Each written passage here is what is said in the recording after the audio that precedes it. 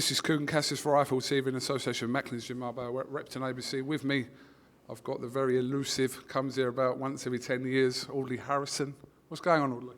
Hey, how we doing, buddy? Hey, once every 10 years? Ooh, that's a bit harsh. At least once a year. I can't, especially the Repton, the home of champions.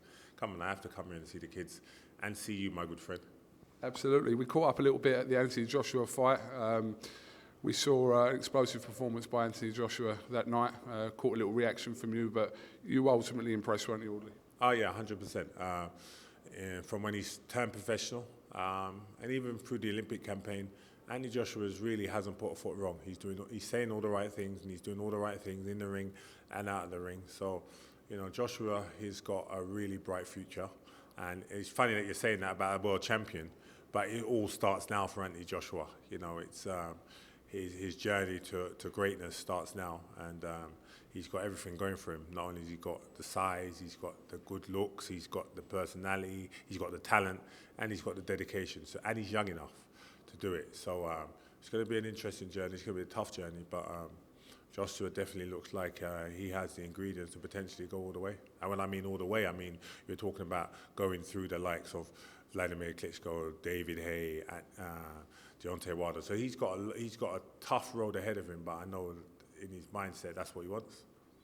I want to talk to you a little bit about, obviously, why you're here at the Repton today. The never, ever give up trademark is becoming very quickly of yours now, is caught on. Talk to me a little bit what you're doing here today and in regards to the Samaritans as well, Audley. Yeah, so, you know, this, like you say, the fight of never ever giving up and overcoming adversity has been a part of my life from as long as I can remember. And I think it's something where I've always had that inner fight that, you know, no matter where I come from, you know, you imagine broken home, you know, expelled from school in a young offenders institution. If you told anybody, and I had many people tell me that, in 10 years' time I'm going to be an Olympic gold medalist, an MBE, a household name, you know, they would have told you you're smoking, you are crazy, you're delusional. You know, so I had that belief in myself that, you know what, I'm going to make something of myself despite where I come from, despite what I've done. So overcoming adversity and this never ever giving up has been part of my life for a long time. Where it came in and the association with the Samaritans came in, I had this song that I wanted to do, just trying to encourage everybody to not give up with this never ever give up. And the situation with Sam Sarpong, June Sarpong's brother, happened in America. I had met him, and June Sarpong's hairstylist and my hairstylist are connected. And, you know, they were playing the song in the car, kind of lifted June's spirits. And, you know, the hairstylist said to me, "Audley, look, you need to release that song. You know, get it back out." It kind of rejuvenated me to get that song out there to encourage people.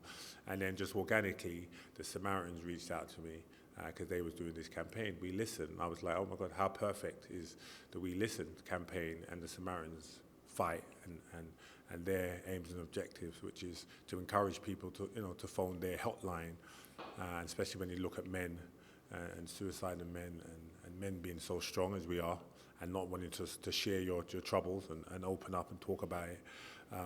I felt it was a perfect platform for me to align with them and to share their message and ultimately share my message, because people have said to me, "Audley, have you ever been suicidal?" And I said, look, I've been under the deepest rubble and I've been buried so deep, but because I had that inner strength to say, you know what, no matter how bad it gets, I'm not giving up. So I've always been able to pick myself up. But you know, obviously the average, some other people don't have that fire, don't have that strength. So that's why the Samaritans is there, because then you call them, they help you through that little emotional, overwhelming feeling, and they help you kind of divert. It's just like a pattern interrupt.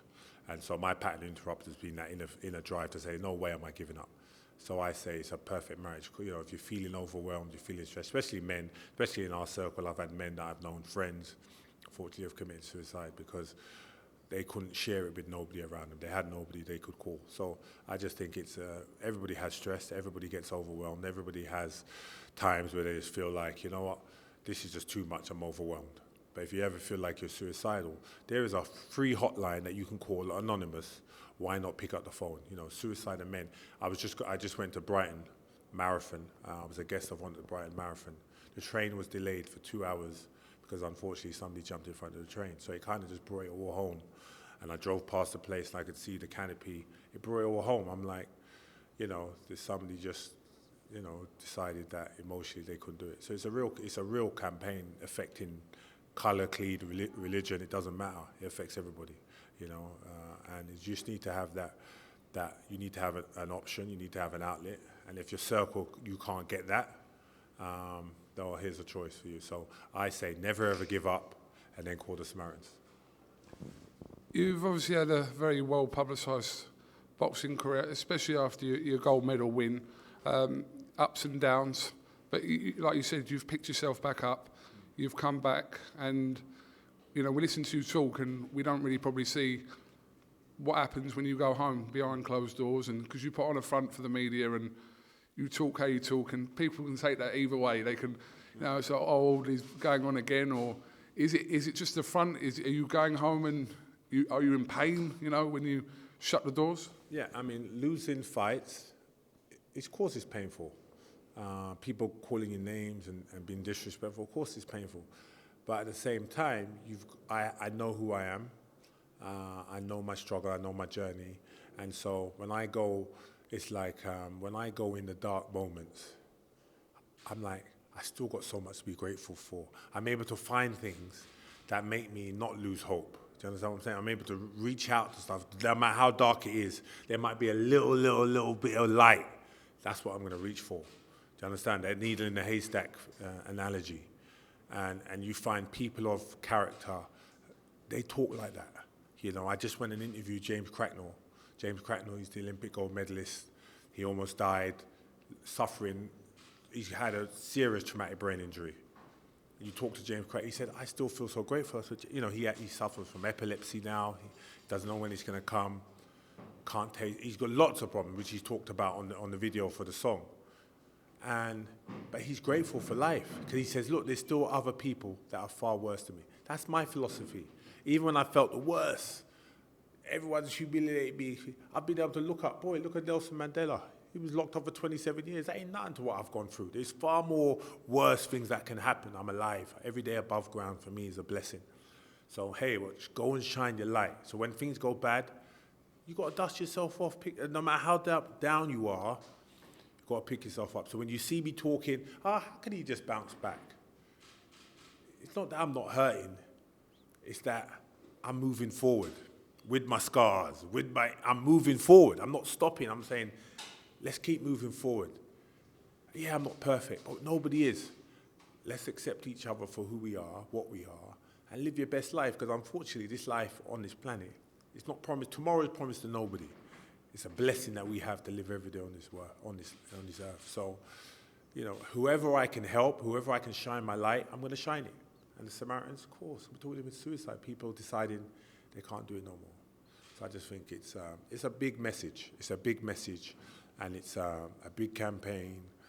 And I think people need to understand it, get behind it, and if they do it in secret, it doesn't matter. Pick up the phone, rather than ultimately ending your life. I'm encouraging people to every city in England, Ireland, Scotland has a chapter for the Samaritans. Pick up the phone and call them, make a connection if you need it, or go to church, or pick up whatever you need to keep your story going. Go and do it. How quickly did you realise what a lonely sport boxing can be? You're at the top, everyone wants to be your friend. Yeah. It can quickly come crashing down. Other fighters know. Yeah. When did you first realise that, as much as all the attention it gets, it can be a lonely sport? Yeah, boxing is a very lonely sport, especially when you suffer the losses. That's when most of you'll realise. So probably I realised it was a lonely sport 2005 when I lost my first fight to Danny Williams on the Frank Warren show. And every fight I'd done an after party, when you first suffer your first loss, that's when you see how the sport is, because every fight I had, my changing room was always full. Everybody wants to be in my changing room. When you lose, then you'll see how my changing room wasn't full when I lost my first fight, so that's when you kind of realize people don't want to share in the pain. People want to be happy. They don't want to come when you're happy and you're winning, success breeds success, or people want to be around you. When you lose, then then the real people are going to pick up the phone and say, hey, whatever happens, they're gonna accept you for who you are. But as you know what it is, when you get in the public eye, you meet a whole heap of different people, become part of your circle, your team. But the people that look, I'm back at Repton. I was at Repton 20 years ago. So the real people that you're connected with, you never lose touch with them because they know why you're here. You know why they're here. It's a real connection. But everyone else fades away because they can't take the heat of suffering a loss, sitting in a room with you and you're emotional. Then that's not what they're there for. They're there for the fun times and the happy times.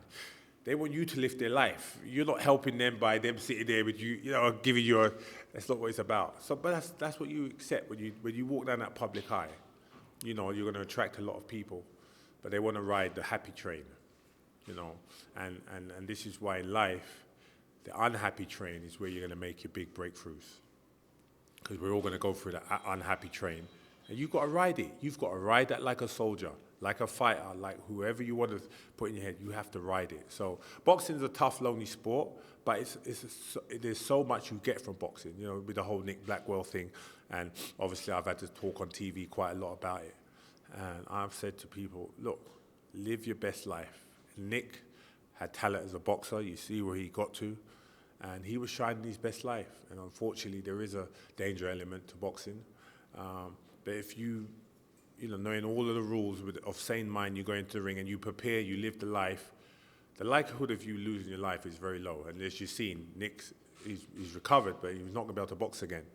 But percentage-wise, that's very low. But life is tough out there. And some of the sports that we choose to participate, boxing, Formula One, and rugby, and horse riding, and mountaineering, there's a danger element to it.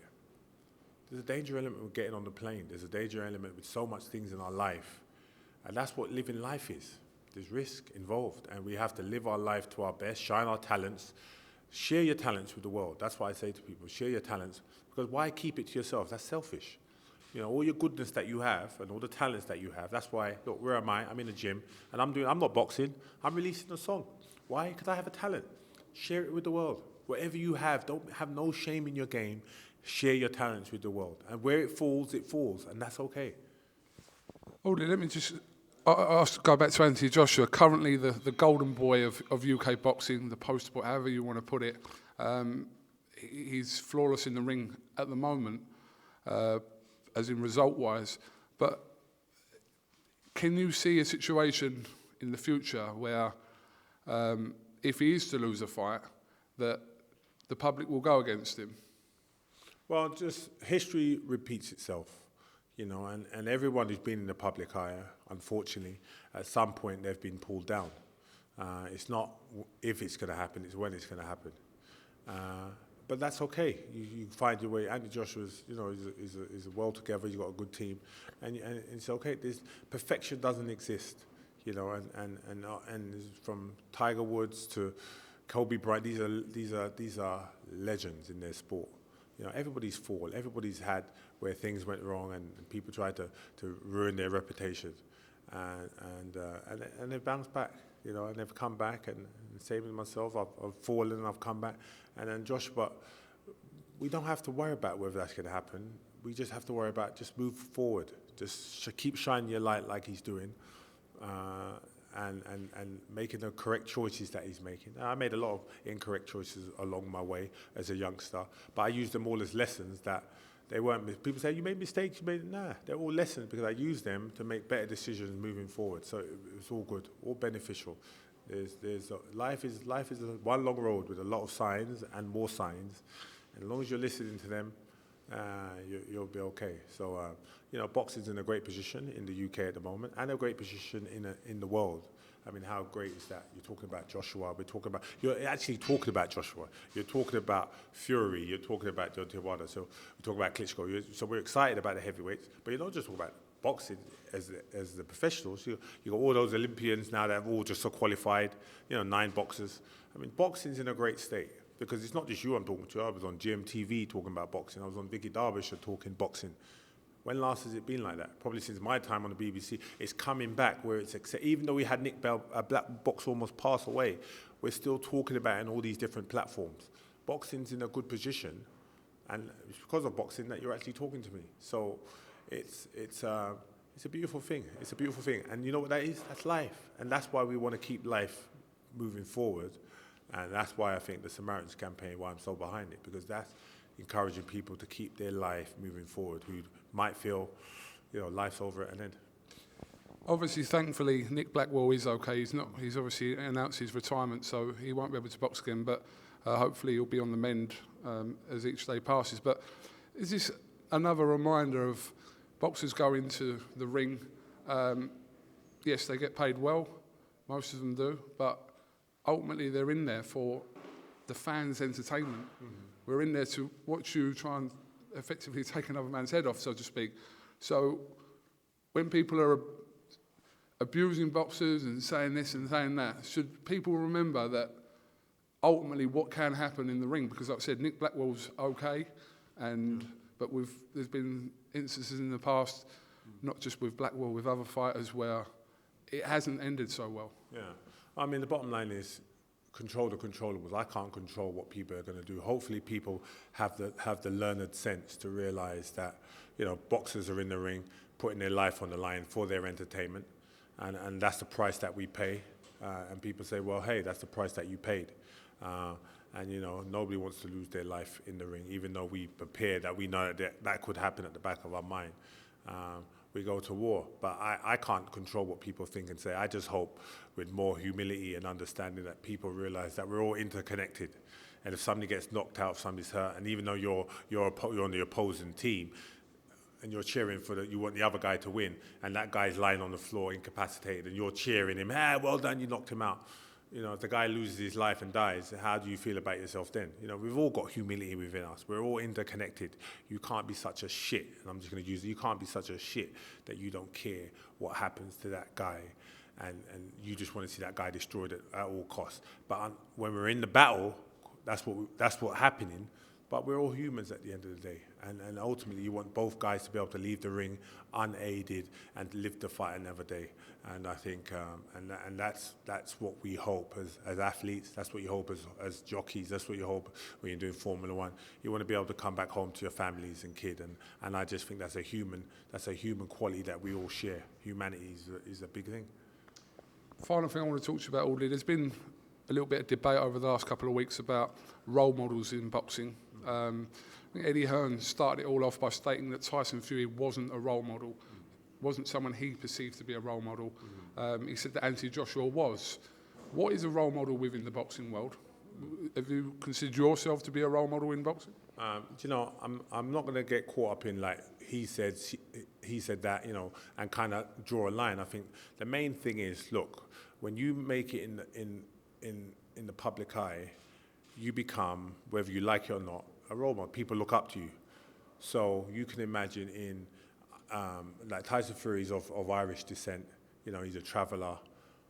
Everybody in that travelling community must love Tyson Fury. They don't care what he does. He can fall out of a train. They don't care. Because he's somebody that's championing their causes. And, they're kind of victimized. I'm black. I've been victimized. So they're kind of championing their cause of fighting through, of they feel like they're against the system. So he's a poster boy for them. He's shown, look what a traveller can do, and it doesn't matter about that. I'm the heavyweight champion of the world. Come on, you've got to celebrate that, okay? And you've got Anthony Joshua now, okay, he's saying all the right things. Remember, Anthony Joshua was on the wrong side. He was making wrong choices coming through. He made a choice. I'm going to turn my life around. Of course, you've got to celebrate that and encourage. But I'm too, like it's above my station. We talk about higher learning. I don't get involved with that. Everybody should be celebrated for what they bring forth. Yeah, Tyson Fury, his choice of words and his choice of how he kind of rubs people the wrong way. Okay, and he's not playing the game, so to speak. And then Anthony Joshua is playing the game. We've had Tiger Woods playing the game. So what I want to say to people is, look, just live your best life. We always judge. That's the problem with Britain. We spend too much time judging other people, looking in other people to the left, to the right. Just focus on yourself. Find out of all the 10 bad things that he does, can you find anything positive that he does? Yeah, he won the championship of the world. Give the guy. Yeah, okay. Your choice of words, you need to work on that. And then we got Anthony Joshua, who's turned his life around. He was doing. Let's celebrate that. You know, let's just keep it real. We don't need to, you know, just find, if you can find one positive things out of 10 bad things they've done, focus on the positive things. And that's what I say. It's like, we get too much caught up in putting people down, and then you can't, then all that pressure comes on you because everyone's putting you down. Then you don't actually believe that you can be who you want to be. And that's the bigger thing about what you want to tell the kids. Be who you want to be. You know, celebrate your life, and by showing your talents and having no fear about failing. We're so afraid in this country to fail. It's like failure. Oh, God, you failed. You didn't do it exactly. Audley, you said you were going to be the world champion. You didn't do it. Oh, my God, failure. Oh, my God, you're not going to be. You see? It's okay to fall. It's okay to fail. Pick yourself back up. Keep moving forward. It's okay. My life is great. When I started 19 years of old, like I said, if you told me I was going to be an Olympic gold medalist, Commonwealth Games gold medalist, MBE, household name, European, if you told me that, happily married, wife with 2 kids, they would have told you absolutely not. Releasing your own single. Releasing my own single. So it's okay, and it's good. Life is good. Keep moving forward. And you're definitely happily retired because you are the comeback king, but... I am the comeback king, but this comeback king is done. You might see, like, I really enjoyed working for Sky and doing the commentary. So, you know, kind of like brought me back into the box. I really enjoyed it. But in terms of what I got to offer, like whether it was managing, whether it was training, whether it was commentating, I've had such a unique experience because I've been trained by all the best trainers in the world. Phil Torrance, Buddy McGirt, Shadid Saluki. So I've had a great lineage. And these trainers were trained by, whether it was Phil Torrance and Eddie Futch, Buddy McGirt, see his lineage, see Shadid Saluki. They've all been trained by the greatest trainers. So I have in this head here, and we talk about sharing it, I have so much knowledge that I could impart on any fighter coming up, any fighter as a champion. Because, yeah, okay, I couldn't do it to the best of my ability in terms of all the things. When you saw me coming out, the stuff that I was doing, how I feinted, how I held the ring, how I controlled the ring, all the tricks that they taught me, how to tie an opponent up. I was talking to Andy Joshua on the phone the other day, and I was telling him these tidbits on the phone because I'm not going to be selfish. I'm going to share this to somebody because I have to. It's called paying it forward. I'm not going to go pass away an old man and keep all of this knowledge that I've had and not impart that. And everyone who kind of heard the commentating that I was doing, they all kind of said that, well, you were quite good. I was like, well, what do you expect? I have a lot of knowledge that I could give to boxing. Boxing should use it more. Okay, Mr. Harrison, listen, thank you very much for talking to IFL TV. Thanks for your time. Flight back tomorrow, sorry. Are you actually singing or rapping in this video? Yeah, I'm basically, the song's done, it's finished. Now we just need to put a video together. We've created all these stories where we're kind of like interviewing people like James Cracknell, who's been on, Amanda Redman, Ashley Wallace, so who've all been through little, their own struggles, and even me and my own struggle. And then we're going to kind of put this collection together. But I have to sing the song at some point, so that's why we're here today, just to sing through the song. Can we get a quick verse or not? Huh? Quick verse. Never, ever give up. But are you actually singing? That's what I want to know. Singing. Yeah, but can you give us a melody? Come on. No, I can't. Come on, Audley. No, I can't. You're going to have to wait till the song comes out. But just give a taster, innit? I just gave you a taster, but you're going to have to wait till the song comes out. And that's it. Out. Thank you very much, Audley Harrison. Thank you, sir.